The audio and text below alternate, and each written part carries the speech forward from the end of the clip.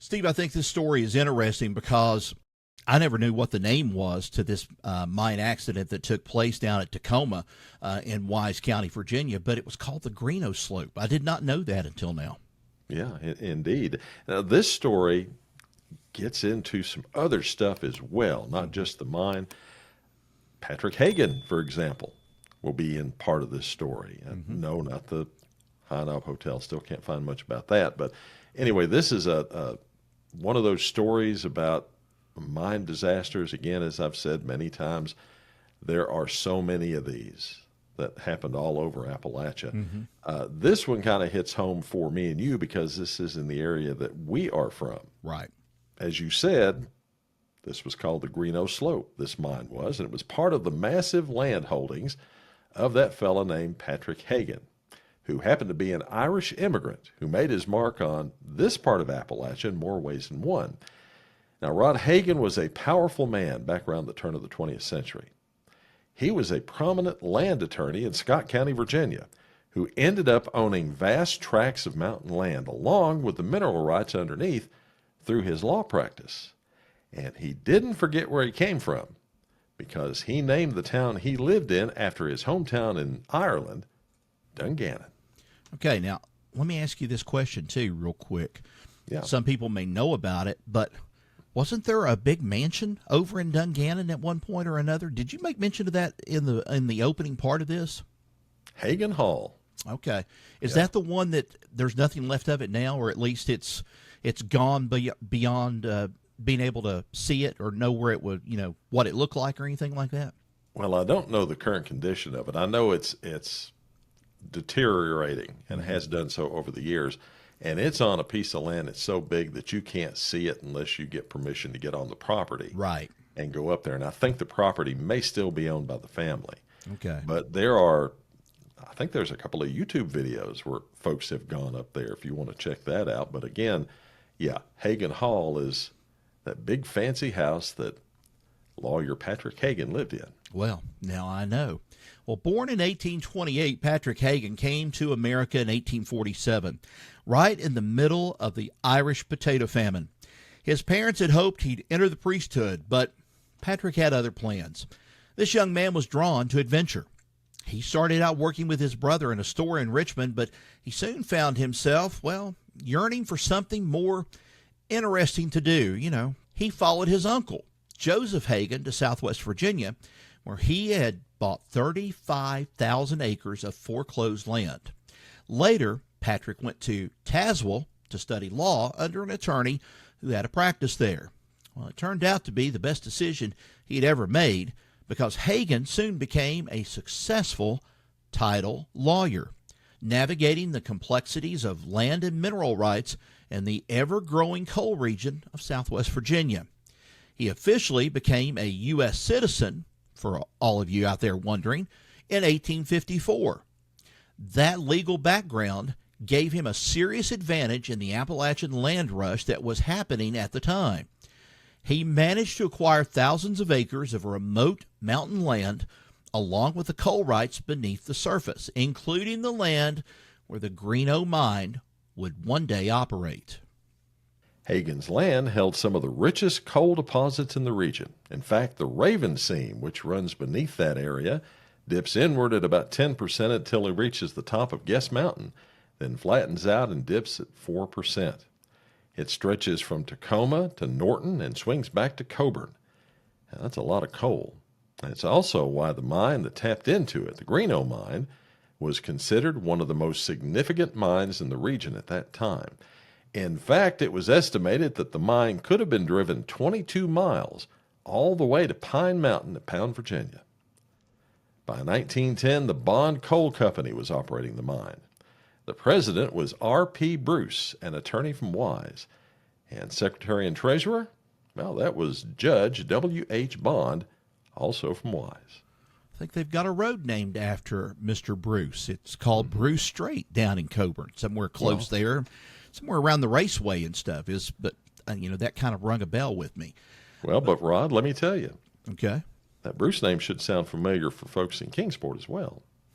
Okay. Tell me more.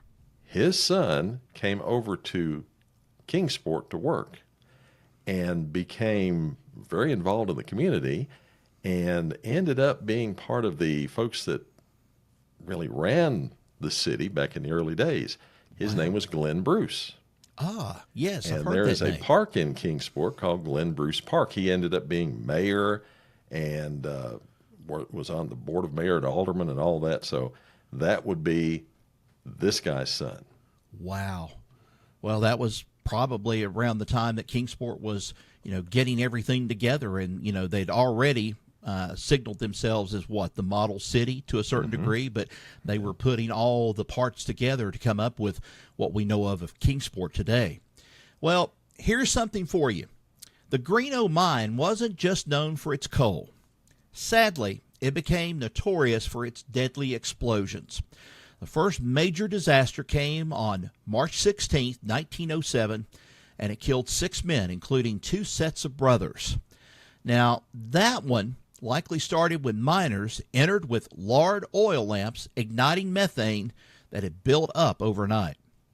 Now, keep in mind, because we're going to circle back to the issue of mine safety, or, the lack of it really, but it's the second explosion on December 14th, 1910, that really left a mark on the community.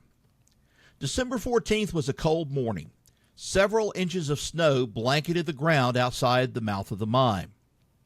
At around 9:10 a.m., Pat Ramsey, a blacksmith who was standing outside his shop, heard a dull thud, then a second, a louder thud. He ran toward the mouth of the mine. A rescue party was formed and descended into the mine about an hour later. And men came from all over, some from the Clinchfield Corporation mines in Daint, and some from Tom's Creek. They all risked their lives to save those trapped underground. By 2 a.m. the next day, they'd recovered the last of the bodies and the very few survivors. Now, 8 men lost their lives that day. James Barrowman, also listed as Berryman or Berryman, the superintendent. William Ritchie, line foreman. Arch Leslie, a driver. Gussie Ritchie, just 15 years old, also a driver. Lee Rowland, trip rider. George Miller, a miner. Charles Whitaker, company man. Charles Williams, a miner. Now, 4 men managed to survive that day. John Swede, also known as Noden, a miner. James Rosenberg, a company man. John Ritchie, or possibly Ratisky, another miner. And G.E. Lehman, another miner. Well, the explosion is believed to have started in what was known as the 7th East entry to the Greeno Mine.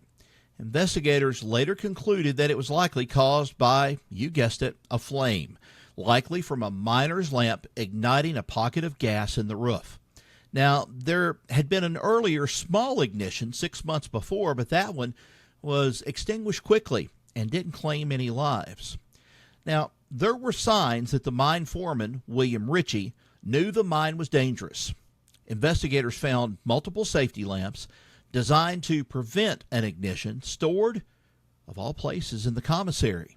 They also found a checkboard system on the main slope used to account for the men going underground. That tells us he was keeping an eye on the risk, but still, it wasn't enough.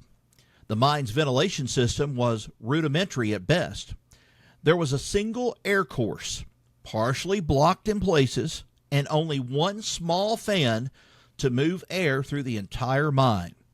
When gas pooled in the pockets of the roof, it just sat there, waiting for something to give it that spark. Yeah. And in fact, some miners had been using compressed air hoses to try and blow the gas out of the entries. It's possible that this actually pushed the gas down toward their lamps, setting off that explosion that day. Fortunately, though, there wasn't much coal dust to spread the blast further because the mine was wet. But the explosion, well, it was violent enough. It traveled from east to west, blowing down equipment and killing everyone in its path. It was quick, and it was deadly. And here's a tragic detail. The superintendent, James Barrowman, had led rescue efforts after that 1907 explosion. But in 1910, he didn't make it out alive. His wife had arrived from Minnesota that very day. She'd come to spend Christmas with him. Apparently, she lived up there, and spent time down here while he worked down here. Instead of spending Christmas, though, she came to claim his body and take it back home.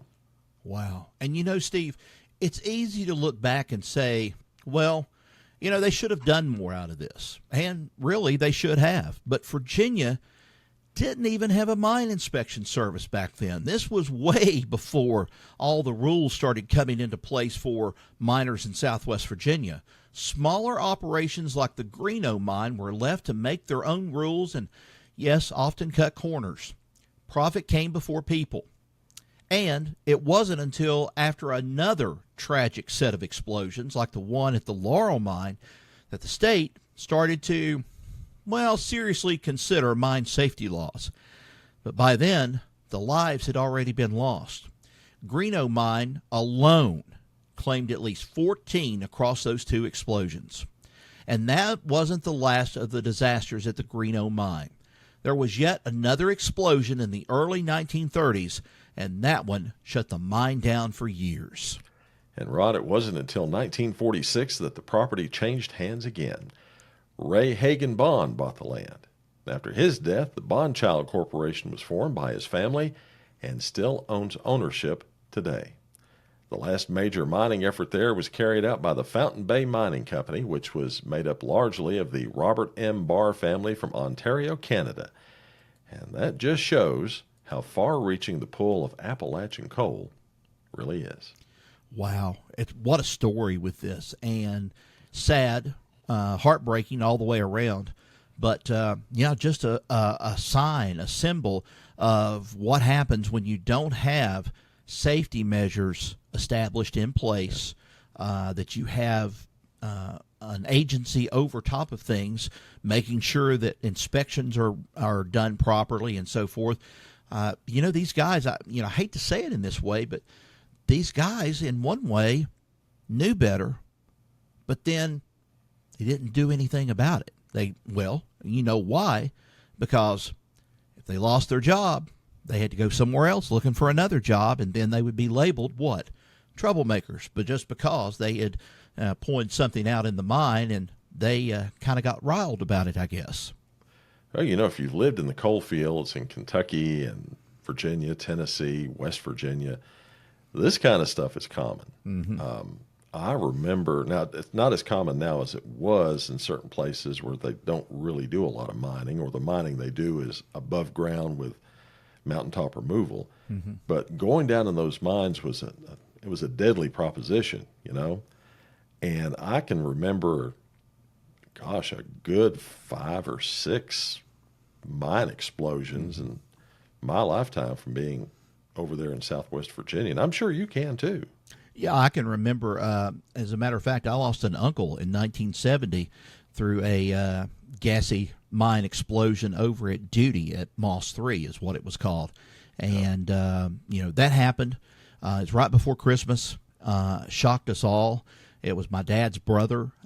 It was just one of those things that at that time I was young. I didn't really understand what it was all about. But then I later learned that Duty mine was one of the gassiest mines in Southwest Virginia, and had one of the, if I could find the list, I'd share it, but had one of the longest lists of people that had been killed in the mine, either through an explosion, roof fall associated with it, but mostly because of gas.